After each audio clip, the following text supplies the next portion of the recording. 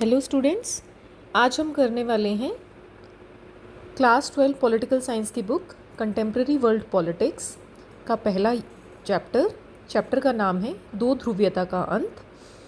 इस चैप्टर के अंदर जो टॉपिक्स हैं वो हैं सोवियत संघ का विघटन, सेकंड यूनिपोलर वर्ल्ड, थर्ड मध्य पूर्व संकट जिसमें हम पढ़ेंगे अफगानिस्तान खाड़ी युद्ध के बारे में, फिर है लोकतांत्रिक राजनीति और लोकतंत्रीकरण का विघटन। इसके अंदर हम चर्चा करेंगे CIS स्वतंत्र राज्यों के राष्ट्रमंडल की। उसके बाद जो टॉपिक है वो है अरब विद्रोह या अरब स्प्रिंग। तो चलिए स्टार्ट करते हैं। अच्छा, इस वाली वीडियो में मैंने दो टॉपिक्स, जो फर्स्ट टू टॉपिक्स हैं सोवियत संघ का विघटन और यूनिपोलर वर्ल्ड, इनको काफ़ी डिटेल में जो है इसकी चर्चा की है, और CIS और अरब स्प्रिंग के बारे में मैंने ब्रीफ में चर्चा की है। बाकी के जो आपके टॉपिक्स हैं वो हम नेक्स्ट वीडियो में कवर करेंगे। तो चलिए शुरू करते हैं। तो इसका जो फर्स्ट टॉपिक हमारा बनता है वो है कि सोवियत संघ अस्तित्व में कैसे आया। तो सोवियत संघ 1917 में अस्तित्व में आया। ये कैसे अस्तित्व में आया? रूसी बोल्शेविक क्रांति के बाद अस्तित्व में आया। USSR की फुल फॉर्म क्या है? समाजवादी सोवियत गणराज्य संघ। अगर हम सोवियत संघ के अस्तित्व की बात करें तो इसमें 1 मार्कर क्वेश्चन बनने की ही ज़्यादा चांसेस हैं। इससे कोई लॉन्ग आंसर टाइप क्वेश्चन नहीं बनेगा। ये पूछा जा सकता है कि सोवियत संघ में कुल मिलाकर कितने गणराज्य थे? तो इसमें 15 गणराज्य थे। चलिए मैं एक बार दोबारा रिपीट कर देती हूँ। इसमें से जो क्वेश्चन बन सकते हैं, पहला, सोवियत संघ USSR कब अस्तित्व में आया? किस ईयर में ये बना? 1917। कौन सी क्रांति के बाद ये बना? बोल्शेविक क्रांति। USSR की फुल फॉर्म क्या है? समाजवादी सोवियत गणराज्य संघ। इसमें कुल कितने गणराज्य थे? इसमें कुल 15 गणराज्य थे। ये है इन 15 गणराज्यों की लिस्ट। सबसे पहले रूस, जो हम जानते हैं सोवियत गणराज्य का सबसे बड़ा देश रूस ही है। इनफैक्ट सोवियत संघ के विघटन के बाद जब सोवियत संघ के टुकड़े टुकड़े हो गए तो सोवियत संघ का उत्तराधिकारी कौन बना? रूस बना। यूक्रेन, अभी रूस और यूक्रेन के बीच में युद्ध चल रहा है तो यूक्रेन आपको आसानी से याद हो जाएगा। इसके अलावा जो कंट्रीज़ हैं वो हैं जॉर्जिया, बेलारूस रूस से मिलता हुआ है, Uzbekistan, Armenia, Azerbaijan, Kazakhstan, Kyrgyzstan, Moldova, Turkmenistan, Tajikistan, Latvia, Lithuania, Estonia. जो लताविया, लिथुआनिया, एस्तोनिया है ये बाल्टिक स्टेट्स हैं। एक बारी में आपको याद नहीं होंगे, लेकिन आप जब बारी बारी इनको देखेंगे, रिपीटेडली याद करने की कोशिश करेंगे तो ये कंट्रीज़ आपको याद हो जाएंगे। इसके बाद हम बात करते हैं कि जो सोवियत संघ हमने देखा, हमने चर्चा की सोवियत संघ 1917 में बना, बोल्शेविक क्रांति के बाद बना, और इसमें टोटल 15 गणराज्य थे। इसमें विचारधारा, किस विचारधारा के अनुसार ये बनाया गया था? समाजवादी साम्यवादी विचारधारा। ठीक है। उसके बाद बात करते हैं सोवियत प्रणाली। इसमें से आपका 2 मार्क्स या 4 मार्क्स का क्वेश्चन बन सकता है कि सोवियत प्रणाली क्या थी, सोवियत प्रणाली की विशेषताएं क्या थी, सोवियत प्रणाली की खामियां क्या थी। इस तरीके का प्रश्न आपको एग्जाम में दिख सकता है। तो चर्चा करते हैं सोवियत प्रणाली क्या थी। अभी हमने इससे पहले बताया कि ये किस विचारधारा पर आधारित थी? समाजवादी साम्यवादी विचारधारा पर। तो यानी सोवियत प्रणाली क्या थी? ये समतावादी या समाजवादी जो है समाज की विचारधारा के ऊपर आधारित थी। इसमें योजना कैसी थी? केंद्रीकृत, यानी जितने भी डिसीजंस हुआ करते वो सेंटर से हुआ करते। केंद्र यानी सेंटर। जैसे अगर हम इंडिया की बात करें तो इंडिया में क्या है? हम देखते हैं सेंटर पे प्राइम मिनिस्टर है और उनके साथ कैबिनेट मिनिस्टर वगैरह होते हैं, पार्लियामेंट है। स्टेट्स की बात करें तो यहाँ पे चीफ मिनिस्टर है, उनके साथ मिनिस्टर्स वगैरह स्टेट लेवल पे डिसीजंस लेते हैं। उसके अलावा पंचायत्स भी हैं, है ना, जो विलेज लेवल पे डिसीजन लेती है। ज़्यादा पावरफुल नहीं है लेकिन फिर भी कुछ उनके पास पावर्स रहती हैं। रशिया की अगर हम बात करें तो इस तरीके का कोई सिस्टम नहीं था, स्टेट्स या पंचायत इस तरीके का कुछ नहीं था। सारे के सारे डिसीजन जो वहाँ पे लिए जाते थे वो सेंटर के द्वारा लिए जाते थे। ऐसी जो स्थिति होती है इसको हम कहते हैं कि वहाँ की योजना कैसी थी? केंद्रीकृत। सब कुछ केंद्र जो है वो डिसाइड करता था। यानी पहला पॉइंट है यहाँ पे समतावादी समाज के ऊपर ही आधारित थी। दूसरा, केंद्रीकृत योजना थी। तीसरा, जितने भी संसाधन थे, ठीक है, चाहे वो लैंड हो, चाहे एग्रीकल्चर हो, चाहे इंडस्ट्रीज़ हो, फैक्ट्रीज़ हो, सब कुछ सरकारी था। ठीक है, वहाँ पे कुछ भी चीज़ प्राइवेट नहीं थी। ऐसी व्यवस्था को हम बोलते हैं कि वहाँ पे राज्य का नियंत्रण था। ठीक है, जितने भी संसाधन थे उन पे राज्य का नियंत्रण था। तीसरा पॉइंट हमारा क्या हो गया कि वहाँ पे राज्य का नियंत्रण था। चौथा, अगर हम पॉलिटिकल पार्टीज़ की बात करें तो वहाँ पे एक दलीय व्यवस्था थी। और कौन सी पार्टी थी वो एक दल, केवल एक ही पार्टी थी, कौन सी थी? कम्युनिस्ट पार्टी, हिंदी में कहें तो साम्यवादी दल। ठीक है, तो उसके द्वारा निर्देशित ये व्यवस्था थी, इसको हमने सोवियत प्रणाली कहा। 2 नंबर का प्रश्न आए तो आप सीधा लिख देना, सोवियत प्रणाली में केंद्रीकृत योजना थी, जितने भी संसाधन थे उन पे राज्य का नियंत्रण था, एक दलीय व्यवस्था थी, और वो एक दल कौन सा था? साम्यवादी दल। ठीक है, सोवियत प्रणाली की विशेषताओं का अगर हम बात करें तो ये हम डिस्कस कर चुके हैं। समाजवाद के आदर्शों पर आधारित थी, यहाँ पर नियोजित अर्थव्यवस्था थी, कम्युनिस्ट पार्टी का दबदबा था। ठीक है, ये पॉइंट्स तो हम ऑलरेडी डिस्कस कर चुके हैं इसमें। ये जो 4 पॉइंट्स है ना कि समतावादी समाज पर केंद्रीकृत योजना, राज्य का नियंत्रण, साम्यवादी जो है व्यवस्था थी। अब इसमें कुछ बड़ी अच्छी चीज़ें भी थी, उनके बारे में थोड़ा डिस्कस करते हैं। न्यूनतम जीवन स्तर की सुविधा सभी को प्राप्त थी, यानी रोटी कपड़ा मकान सभी के पास था। बेरोजगारी बिल्कुल नहीं थी। जो संचार प्रणाली थी बहुत उन्नत थी। मिल्कियत का प्रमुख रूप राज्य का स्वामित्व, ये वही पॉइंट है कि जितने भी संसाधन थे वो राज्य के अंडर थे, यानी मिल्कियत का अर्थ होता है ओनरशिप, कि ओनर कौन है वहाँ पे, जितने भी संसाधन हैं वो उनका स्वामी कौन था? राज्य। उत्पादन के साधनों पर राज्य का नियंत्रण, घुमा फिरा के वही बात कही गई है। अच्छा, अब जितने भी देश साम्यवादी व्यवस्था, ये जो समाजवादी व्यवस्था जहाँ पर सब कुछ राज्य का नियंत्रण था, कुछ और भी ऐसे देश थे जो सोवियत संघ के अलावा जो ऐसी व्यवस्था को जो है अपना रहे थे। सोवियत संघ के जो समर्थक देश थे उनका जो ग्रुप था उसको हमने कहा दूसरी दुनिया के देश। ठीक है, ये जो समाजवादी खेमे के देश या सोवियत संघ के समर्थक देश थे, इनको हमने कहा दूसरी दुनिया का देश। हो सकता है 1 मार्क का क्वेश्चन आ जाए। अब अगर हम बात करें साम्यवादी और पूंजीवादी विचारधारा में क्या अंतर होता है। साम्यवादी जो अर्थव्यवस्था या विचारधारा थी ये सोवियत संघ ने अपना रखी थी। पूंजीवादी जो विचारधारा थी, अर्थव्यवस्था थी, ये अमेरिका की अर्थव्यवस्था थी। तो जो सोवियत अर्थव्यवस्था थी इसमें हमने अभी चर्चा की कि जितने भी संसाधन थे उस पर राज्य का पूरा पूरा नियंत्रण था, यानी वहाँ पे प्राइवेट कुछ भी नहीं हुआ करता, सब कुछ राज्य के हाथ में था, सब कुछ सरकारी हुआ करता। दूसरी तरफ अमेरिका की बात करें तो पूंजीवादी जो व्यवस्था होती है उसमें ज़्यादातर चीज़ें क्या कोशिश की जाती है? प्राइवेट हों। सरकारी सिर्फ वो चीज़ें होती हैं जिनकी बहुत अधिक ज़रूरत हो। ठीक है, तो राज्य का न्यूनतम हस्तक्षेप होता है। जैसे अब पुलिस है, इसको हम प्राइवेट नहीं कर सकते हैं, जुडिशरी है प्राइवेट नहीं कर सकते हैं, है ना। तो जो बिल्कुल बेसिक चीज़ें हैं लॉ एंड ऑर्डर के लिए या जस्टिस के लिए, ऐसी ऐसी जो इंस्टीट्यूशंस हैं वहाँ पे अमेरिका में सिर्फ यही सरकारी रहती हैं।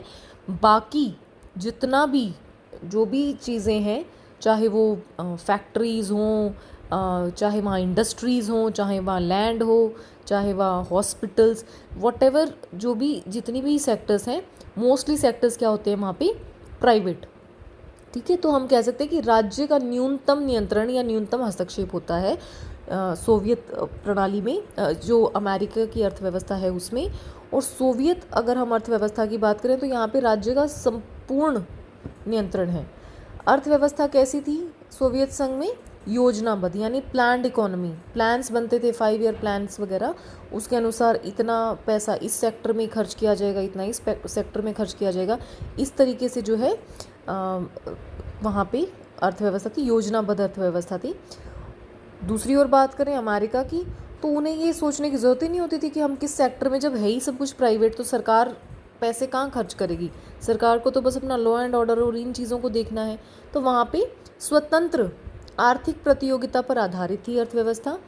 उसके बाद अगर हम बात करें पूंजी, तो व्यक्तिगत पूंजी सोवियत अर्थव्यवस्था में नहीं थी। ऑब्वियसली जब सब कुछ सरकारी होगा तो पर्सनल पूंजी का तो सवाल ही पैदा नहीं होता ना लैंड है इंसान के पास, सब कुछ सरकार दे रही है, घर रहने के लिए दे रही है, आपको बस अपना जो काम कर रहे हैं उसके लिए आपको पैसे मिल रहे हैं। ठीक है, दूसरी तरफ अगर हम बात करें अमेरिका की, तो वहाँ तो सब कुछ प्राइवेट था, तो वहाँ पे व्यक्तिगत पूंजी की बहुत अधिक महत्व था। समाजवादी आदर्शों से प्रेरित थी सोवियत अर्थव्यवस्था। दूसरी तरफ अमेरिकी अर्थव्यवस्था पूंजीवादी सिद्धांत पर आधारित थी। उसके बाद उत्पादन के साधनों पर राज्य का स्वामित्व था। जितने भी ये भी हम चर्चा कर चुके हैं। दूसरी तरफ अमेरिका में क्या था, उत्पादन के साधन किसके हाथ में थे, निजी हाथों में थे, या यूँ कहीं बाजार का उस पर नियंत्रण था। इसके बाद हम बात करते हैं, हमने चर्चा की कि सोवियत संघ का विघटन हमारा फर्स्ट टॉपिक है। तो इसके विघटन की अगर हम बात करते हैं तो इसमें मिखाइल गोर्बाचेव का नाम बड़ा इंपॉर्टेंट हो जाता है। इन्होंने कुछ राजनीतिक सुधार किए थे। हुआ ये था कि क्योंकि जब सारी चीज़ें सरकारी होती हैं, हम कहते हैं ना सरकारी सिस्टम बड़ा बेकार होता है, तो स्टार्टिंग में तो सोवियत संघ में सब बड़ा बढ़िया चल रहा था, लोग बड़े खुश थे, बेरोजगारी नहीं है जी, गरीबी नहीं है, न्यूनतम जीवन स्तर की सुविधाएं मिल रही हैं, सब बढ़िया चल रहा है। फिर धीरे धीरे वो जो सरकारी सिस्टम के कारण उसमें कोई कंपटीशन देने वाला तो है नहीं है, कुछ प्राइवेट सेक्टर तो है नहीं है कि जो सरकार के ऊपर ये दबाव कि हमें अपनी इंडस्ट्रीज़ को बहुत बेहतर बनाना है। तो ऐसी स्थिति में क्या होता है, धीरे धीरे उनकी जो क्वालिटी थी, जो भी वो जितनी भी इंडस्ट्रीज़ थी, उनमें जो प्रोडक्ट्स बनाए जा रहे थे, हर जगह पे उन्हें धीरे धीरे प्रॉब्लम्स आनी शुरू हो गई। फिर क्योंकि वहाँ पे एक दलीय व्यवस्था थी, सिर्फ कम्युनिस्ट पार्टी थी, तो वो लोगों की बात ज़्यादा सुन नहीं रही थी। धीरे धीरे वहाँ के सिस्टम में बहुत सारी प्रॉब्लम्स आनी शुरू हो गई और जनता में बहुत असंतोष हो गया। तो मिखाइल गोर्बाचेव ने सोचा कि चलो कुछ सुधार किए जाए, मतलब लोग जो हैं बहुत परेशान हैं। और क्योंकि प्रेस तक सरकारी थी, मतलब जो प्रेस आज हम देखते हैं ना, कितने सारे हम न्यूज़ चलाते हैं, कितने सारे न्यूज़ चैनल्स हमें दिख जाते हैं, लेकिन वहाँ पे तो कुछ भी प्राइवेट अलाउड नहीं था, सब कुछ ही सरकारी था। तो सरकारी अगर न्यूज़ दिखाई जाएगी तो उसमें सरकार के खिलाफत में तो कुछ बात ही नहीं दिखाई जाएगी।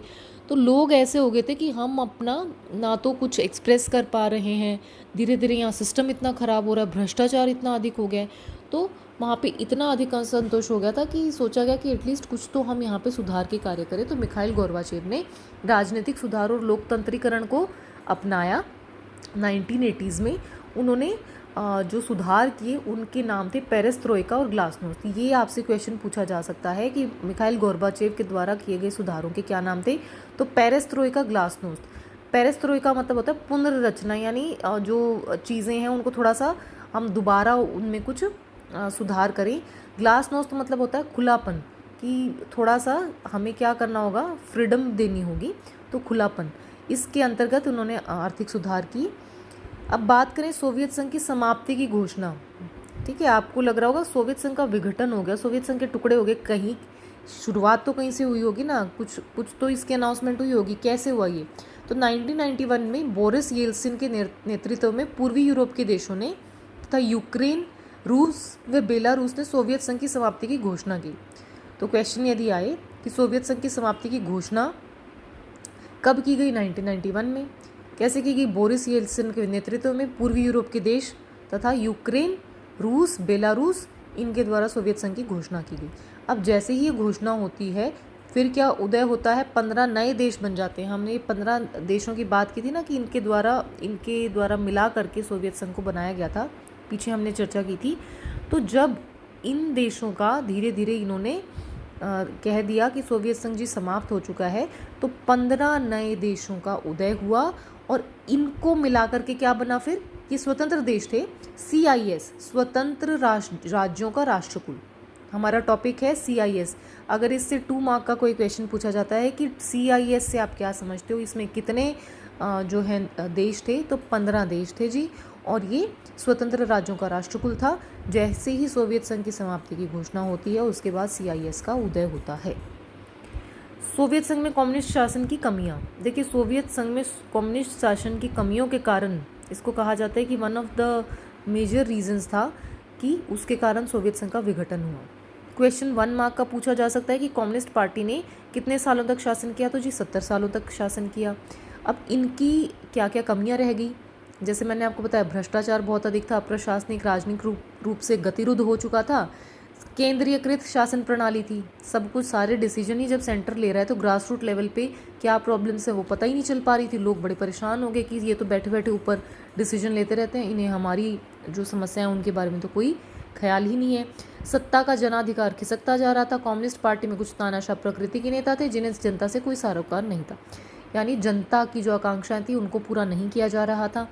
पार्टी के अधिकारियों को आम नागरिक से ज़्यादा विशेषाधिकार मिले हुए थे। जो पार्टी कम्युनिस्ट पार्टी के अधिकारी थे, उन्हें क्या था, उन्हें कुछ अलग से विशेष अधिकार दिए गए थे। ठीक है, तो ऐसे लोगों को क्या लगा कि इसमें ये चीज़ तो गलत है। ठीक है, उसके बाद अगर हम बात करें सोवियत संघ के विघटन की, तो obviously one of the reasons तो यही था कि कम्युनिस्ट पार्टी का शासन अच्छा नहीं था, भ्रष्टाचार अधिक था, नौकरशाही थी, लोगों की आकांक्षाओं की पूर्ति नहीं हो पा रही थी।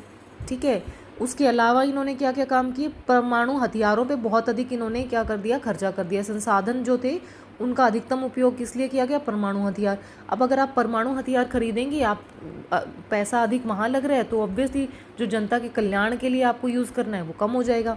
तो धीरे धीरे, जैसे मैंने आपको बताया, सरकारी सिस्टम था, इनकी जो टेक्नोलॉजी थी, अब बाकी के जो पश्चिमी देश थे वहाँ पे तो सब कुछ प्राइवेट था, तो प्राइवेट में तो इतना कंपटीशन होता है, वो धीरे धीरे बड़ा अच्छा उन्होंने अपनी टेक्नोलॉजी कर ली, लेकिन सोवियत संघ क्या हुआ, पीछे रह गया। ठीक है, तो यहाँ की प्रौद्योगिकी और बुनियादी ढांचा जो था पश्चिम के मुकाबले इसमें वो पीछे रह गया। उसके बाद अगर हम बात करें रूस की प्रमुखता, देखिए वैसे तो कहने को ये 15 इसमें गणराज्य थे, लेकिन हर जगह जो रूसी कल्चर था उसको अधिक प्रेफरेंस दी जाती थी, रूसी भाषा को अधिक प्रेफरेंस दी जाती थी। तो बाकी के कंट्रीज़ जो थे, बाकी के जो गणराज्य थे, उन्हें थोड़ा सा ऐसे लगता था कि उनका जो कल्चर है, उनकी जो भाषा है, उसको काफ़ी इग्नोर किया जा रहा है। गोर्बाचेव द्वारा किए गए सुधारों का विरोध होना, तो गोर्बाचेव ने जो ग्लासनोस्ट पेरेस्ट्रोइका वाले सुधार किए थे, इनका भी काफ़ी विरोध हुआ। अर्थव्यवस्था गतिरोध और उपभोक्ता वस्तुओं की कमी, अब धीरे धीरे क्या हुआ, जो कंज्यूमर गुड्स थे वो उनकी भी काफ़ी डिमांड ज़्यादा थी, लेकिन पूर्ति नहीं हो पा रही थी। राष्ट्रवादी भावनाओं और संप्रभुता की इच्छा का उभार, और जितने भी एक अलग अलग एरियाज़ थे, जितने भी अलग अलग गणराज्य थे, वहाँ पे लोगों ने क्या किया, उन्होंने कहा अब बहुत हो गया है, अब हम अलग से ही अगर हमारा कंट्री बन जाए तो बेटर होगा। वहाँ पे राष्ट्रवादी भावनाएं बहुत अधिक हो गई थी, और वो संप्रभुता होता है, इंडिपेंडेंस चाहते थे। वो कहते थे हमें बिल्कुल अलग से अब अपना एक कंट्री बनाना है। सोवियत संघ के विघटन के परिणाम, देखिए ये जो 2 टॉपिक्स हैं, सोवियत संघ के विघटन के कारण, ये आप रट लीजिए 6 पॉइंट, ये मोस्ट इम्पॉर्टेंट टॉपिक है। दूसरा सोवियत संघ के विघटन के परिणाम, इसमें से लॉन्ग आंसर टाइप क्वेश्चन आने के चांसेस काफ़ी ज़्यादा रहते हैं। अच्छा, तो ये तो हमने अभी चर्चा की कि इसके कारण क्या थे। अब चर्चा करते हैं कि ठीक है, सोवियत संघ के कारण ये थे, लेकिन जब विघटन हो गया, परिणाम यानी उसका नतीजा क्या हुआ, इसके विघटन के बाद क्या हुआ। ऑब्वियसली क्या होगा, हमने अभी बात की थी ना कि CIS जो है वो बना है ना, तो शीत युद्ध समाप्त हो गया, दूसरी दुनिया का पतन हो गया। देखिए शीत युद्ध क्या था कि जब अमेरिका, एक तरफ अमेरिका था, एक तरफ सोवियत संघ था, ये 2 महाशक्तियाँ थी, इनके बीच में कंपटीशन चल रहा था कि जी मैं बेटर हूँ, मैं जो है ज़्यादा पावरफुल हूँ, मेरा जो विचारधारा है वो अधिक पावरफुल है। तो इस तरीके की जो स्थिति बनी हुई थी संघर्ष की, वो ख़त्म हो गई। क्यों ख़त्म हो गई, क्योंकि सोवियत संघ का ही विघटन हो गया, तो पूरे विश्व में महाशक्ति बच गई, कौन, अमेरिका। ठीक है, दूसरी दुनिया जैसे हमने चर्चा की थी ना, दूसरी दुनिया में कौन से देश थे, दूसरी दुनिया के देश थे जो सोवियत संघ के समर्थक थे। तो अब क्या हुआ, सोवियत संघ ही जब उसका विघटन हो गया, तो दूसरी दुनिया के देश भी क्या हुए, उनका भी पतन हो गया। एक ध्रुवीय विश्व, अब एक ध्रुव मतलब सिर्फ एक ही ध्रुव बच गया था, यानी एक ही पावर बच गई थी, अमेरिका। तो यहाँ पे अमेरिका का वर्चस्व रहा पूरे विश्व में। हथियारों की होड़ की समाप्ति हो गई। ठीक है, उसके बाद सोवियत खेमे का अंत हो गया, 15 नए देश उदय हुए। इसके अलावा क्या हुआ, जो भी इंटरनेशनल एजेंसीज थी, विश्व बैंक है, अंतर्राष्ट्रीय मुद्रा कोष है, ये क्या हुई, जो ताकतवर देश थे, ताकतवर कौन से देश थे, अमेरिका हो गया, पश्चिमी देश हो गए, ये क्या थे, ये सारे कैपिटलिस्ट पूंजीवादी देश थे। अब यहाँ पे सोवियत संघ का तो विघटन हो गया, तो धीरे धीरे इन्होंने, जो ताकतवर देश थे, इन्होंने इन एजेंसीज को भी क्या किया, अपना इनके ऊपर पूरा डोमिनेंस करनी शुरू कर दी। विश्व बैंक और अंतर्राष्ट्रीय मुद्रा कोष जैसी जो संस्थाएं थी, इनके ऊपर ताकतवर देशों का वर्चस्व हो गया। रूस सोवियत संघ का उत्तराधिकारी बना, ये पॉइंट भी हम पहले डिस्कस कर चुके हैं। विश्व राजनीति में शक्ति संबंध परिवर्तित हो गए। ऑब्वियसली शक्ति संबंध कैसे परिवर्तित हो गया, अमेरिका ज़्यादा पावरफुल हो गया, पहले 2 महाशक्तियाँ थी वो ख़त्म हो गई। ठीक है ना, समाजवादी विचारधारा पर प्रश्न चिन्ह, अब सबने कहा जब सोवियत संघ का विघटन हो गया, यानी यहाँ पे समाजवादी साम्यवादी जो है विचारधारा थी, तो ये तो सक्सेसफुल नहीं है, तो इसके ऊपर एक बहुत बड़ा क्वेश्चन मार्क लग गया कि ये एक सक्सेसफुल विचारधारा नहीं है। और पूंजीवादी उदारवादी व्यवस्था का वर्चस्व हो गया कि हाँ, पूंजीवादी जो विचारधारा है ये सक्सेसफुल है।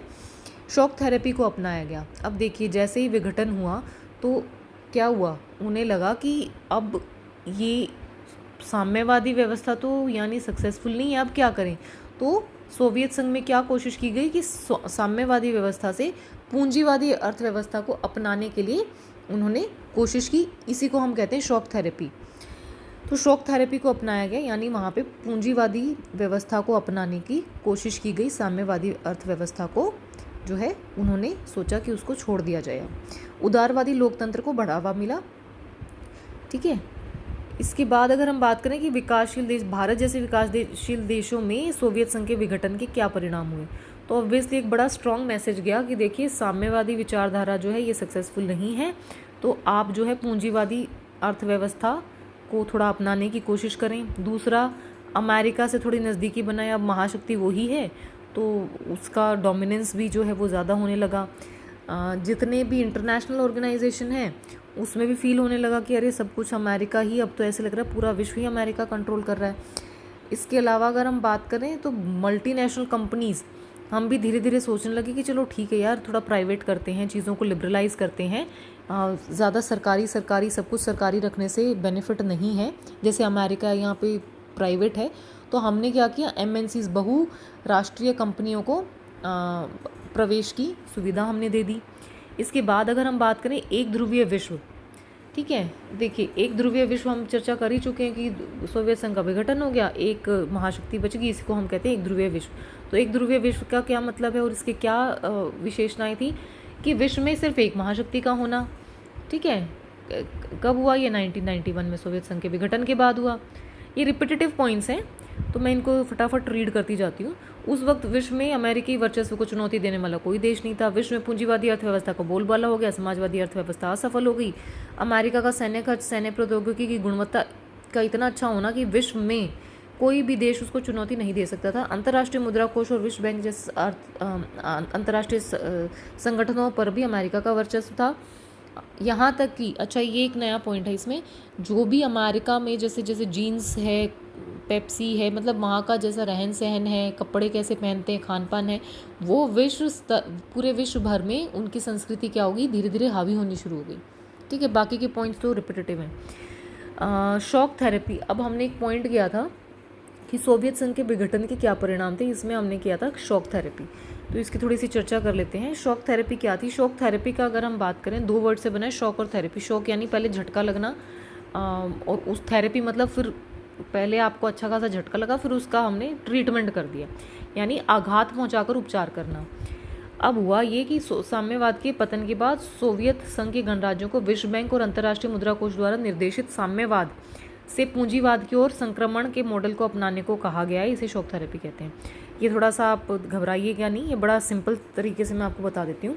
आपको ये लिखना है कि हमने चर्चा की थी ना कि क्योंकि साम्यवाद फेल हो गया, साम्यवाद असफल हो गया, अब सोवियत संघ में क्या कोशिश की गई कि साम्यवाद से पूंजीवाद की ओर जो है अपनी अर्थव्यवस्था को लेकर के जाया जाए, यानी साम्यवादी विचारधारा से पूंजीवादी विचारधारा की ओर ये क्या करना चाह रहे थे, परिवर्तन करना चाह रहे थे, स्विच करना चाह रहे थे।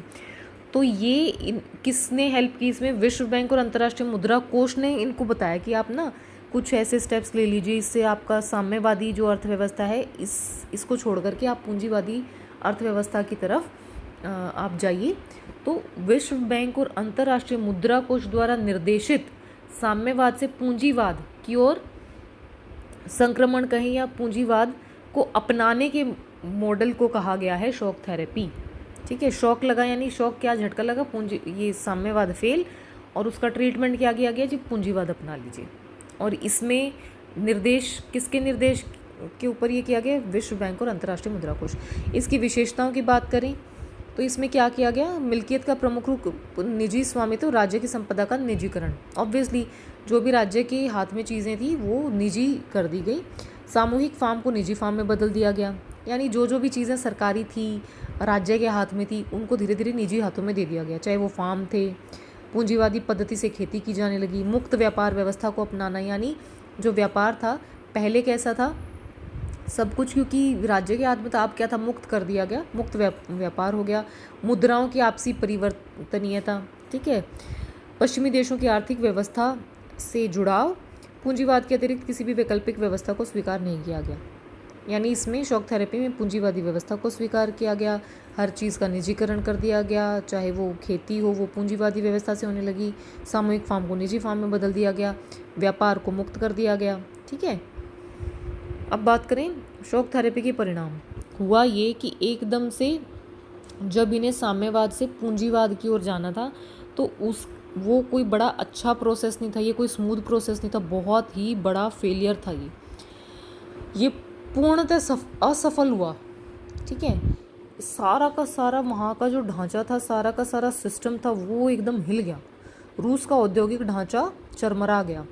उनकी जो करेंसी थी रूबल, रूसी मुद्रा, रूबल में गिरावट आ गई। अब क्योंकि सब कुछ आप प्राइवेट कर देंगे, सरकारी नहीं रहेगा, तो क्या है, जो समाज कल्याण की पुरानी व्यवस्था थी वो नष्ट हो गई, सरकारी रियायतें ख़त्म हो गई, ज़्यादातर लोग गरीब हो गए, जितने भी उद्योग थे उनको निजी हाथों या कंपनियों को बेच दिया गया, और वो भी कम पैसों में बेच दिया गया। इसे इतिहास की सबसे बड़ी गराज सेल कहा जाता है। मतलब एकदम से इतना डेस्परेट हो गए थे कि अब साम्यवाद को हटाओ और पूंजीवाद की तरफ जाओ। तो इस चीज़ को इतना स्मूथली नहीं किया गया, बल्कि एकदम से हैफेजर्ड वे में किया गया कि सारी की सारा सिस्टम ही हिल गया एकदम से। आर्थिक विषमताएं बढ़ी, खाद्यान्न संकट हो गया, माफिया वर्ग का उदय हुआ। ठीक है, इसके अलावा अमीर गरीब के बीच बहुत अधिक विभाजन हो गया, कमज़ोर संसद व राष्ट्रपति को अधिक शक्तियाँ, जिससे सत्यवादी राष्ट्रपति शासन, संसद काफ़ी कमज़ोर हो गई और राष्ट्रपति बहुत ज़्यादा पावरफुल। अब हमने इसमें एक बात की थी शॉक थेरेपी के परिणाम में गराज सेल, ये सबसे इम्पोर्टेंट पॉइंट है। आप शॉक थेरेपी का जब भी परिणाम की बात करते हैं तो आपको ये पॉइंट ज़रूर मेंशन करना है कि इसमें क्या हुआ था। इतिहास की सबसे बड़ी गराज सेल हुई थी, क्योंकि जो ऑलमोस्ट 90% वहाँ के उद्योग थे उनको बहुत सस्ते दामों में बेच दिया गया था। तो गराज सेल क्या थी, ये मैं सिर्फ रीड कर रही हूँ, ये रिपीटेटिव ही है। शॉक थेरेपी से उन पूर्वी एशियाई देशों की अर्थव्यवस्था चरमरा गई जिनमें पहले साम्यवादी शासन था। रूस में पूरा का पूरा राज्य नियंत्रित औद्योगिक ढांचा चरमरा उठा, लगभग 90% उद्योगों को निजी हाथों या कंपनियों को बेच दिया गया। यानी इसमें क्या हुआ था, जो सरकारी था उसको बेचा गया जब, तो ऑलमोस्ट 90% जो उद्योग थे वो निजी हाथों में बेच दिए गए और बहुत कम दामों में बेचे गए। आर्थिक ढांचे का पुनर्निर्माण चूंकि सरकार द्वारा निर्देशित औद्योगिक नीति के बजाय बाजार की ताकतें करी थी, इसलिए एक कदम सभी उद्योगों को मटियामेद करने वाला साबित हुआ। इतिहास की इसे सबसे बड़ी गराज सेल कहा जाता है। मेन इसमें इतिहास की सबसे बड़ी गराज सेल किसे कहते हैं, अगर 2 मार्क्स का क्वेश्चन आता है आप लिखेंगे कि शॉक थेरेपी में क्या किया गया था, जहाँ पे साम्यवादी व्यवस्था थी उसको पूंजीवादी व्यवस्था की ओर ले जाने की कोशिश की गई, और उसके प्रयास में उन्होंने क्या किया, जो जितने भी राज्य के द्वारा नियंत्रित औद्योगिक उद्योग थे उनको बेचा गया, उनको निजी हाथों में बेचा गया। लगभग 90% जो उद्योग थे उनको निजी हाथों में बेच दिया गया और काफ़ी कम पैसे में बेचा गया। इसको हम इतिहास की सबसे बड़ी गराज सेल कहते हैं। गराज सेल जैसी हालात उत्पन्न होने का कारण इसमें यही है कि महत्वपूर्ण उद्योगों की कीमत कम से कम करके आकी गई, औने पौने दामों में बेच दिया गया। महाबिक्री में भाग लेने के लिए वैसे तो सबको अधिकार पत्र दिए गए थे। देखो, अधिकार सब नागरिकों को दिया गया था कि अब जो जितने भी राज्य के उद्योग हैं इनको हम बेच रहे हैं, जो चाहे खरीद सकता है, और इसका अधिकार सबको दिया गया था, अधिकार पत्र बांटे गए थे। लेकिन लोग जो हैं उनके पास थोड़ा सा धीरे धीरे उन्हें पैसे की बहुत ज़्यादा कमी महसूस होने लगी थी, तो उन्होंने अपने अधिकार पत्र बेच करके उससे पैसे ले लिए। किसको बेचे, काला बाजारियों को बेच दिए जी। अब हुआ क्या, काफ़ी कम लोग रह गए अधिकार पत्र वाले, उन्होंने फटाफट उसमें उन्होंने फटाफट से अपना ले लिया, जितनी भी उद्योग थे उनको खरीद लिया। रूसी मुद्रा रूबल के मूल्य में नाटकीय ढंग से गिरावट आई। ठीक है, ये मुद्रा जो है काफ़ी गिर गई थी इनकी, रूबल। संघर्ष व तनाव के क्षेत्र, तो इसमें से क्वेश्चन आ सकता है कि रूस के किन 2 गणराज्यों में हिंसक अलगाववादी आंदोलन चले, तो चेचन्या और दागिस्तान। 1 मार्क का क्वेश्चन आ सकता है। चेकोस्लोवाकिया किन 2 भागों में बटा, चेकोस्लोवाकिया। याद रखना है ये रूस के गणराज्य हैं, ठीक है, सोवियत संघ के नहीं, रूस के गणराज्य जिनमें अलगाववादी आंदोलन चले कौन से थे, चेचन्या और दागिस्तान। अब बात करते हैं बाल्टिक क्षेत्र। तो लिथुआनिया जो बाल्टिक क्षेत्र है 1990 में इसने अपने आप को स्वतंत्र घोषित कर आपसे पूछा जाए कि कौन सा बाल्टिक क्षेत्र था जिसने 1990 में अपने आप को स्वतंत्र घोषित किया था, तो वो था लिथुआनिया। और कौन से 3 गणराज्य थे जो संयुक्त राष्ट्र संघ के सदस्य बने? तो एस्टोनिया, लातविया और लिथुआनिया 1991 में संयुक्त राष्ट्र संघ के सदस्य बने और बाद में जाकर के 2004 में नाटो में शामिल हो गए थे।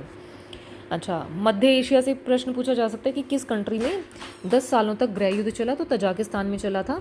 अगर हम बात करें मध्य एशिया की, तो इसमें काफ़ी सारे देश हैं, Azerbaijan, Armenia, Ukraine, Kyrgyzstan, Georgia. यहाँ पे भी गृह युद्ध की स्थिति काफ़ी बनी रहती है। अच्छा, इन जो कंट्रीज़ हैं इनके ऊपर बाहर की ताकतों की भी बड़ी नज़र रहती है, क्योंकि यहाँ पे पेट्रोल के बहुत विशाल भंडार हैं। अब बात करते हैं अरब स्प्रिंग की। तो अरब स्प्रिंग का अर्थ है जो पश्चिमी एशियाई देश थे, यहाँ पे जन आंदोलन शुरू हुए थे, ठीक है, इसे हम कहते हैं अरब स्प्रिंग। इसकी शुरुआत कहाँ से हुई थी? ट्यूनीशिया से। 2010 की बात है। एक वहाँ पे एक ये फल बेचने वाले थे मोहम्मद बouziज़ी, उन्होंने आत्मदाह कर लिया था। उसके बाद से वहाँ पे बहुत अधिक प्रदर्शन होने लगे, ठीक है, तो वहाँ से अरब स्प्रिंग की शुरुआत हुई थी। इसमें क्वेश्चन पूछा जा सकता है कि अरब स्प्रिंग से आप क्या समझते हैं? दूसरा, इसकी शुरुआत किस देश से हुई, किस वर्ष में हुई और किस व्यक्ति के आत्मदाह के बाद हुई? इसमें विरोध प्रदर्शन के तरीके क्या क्या थे? हड़ताल, धरना, मार्च, रैली। और विरोध का कारण क्या था? जनता बिल्कुल भी जो है वो संतुष्ट नहीं थी, गरीबी बहुत अधिक थी, तानाशाही बहुत अधिक थी, मानव अधिकारों का उल्लंघन वहाँ पे बहुत अधिक था, भ्रष्टाचार और बेरोजगारी बहुत अधिक थी। तो ये वहाँ विरोध के कारण थे। तो ये थे आपके 4 टॉपिक्स। अब बाकी के जो टॉपिक्स हैं वो हम नेक्स्ट वीडियो में डिस्कस करेंगे। Thank you.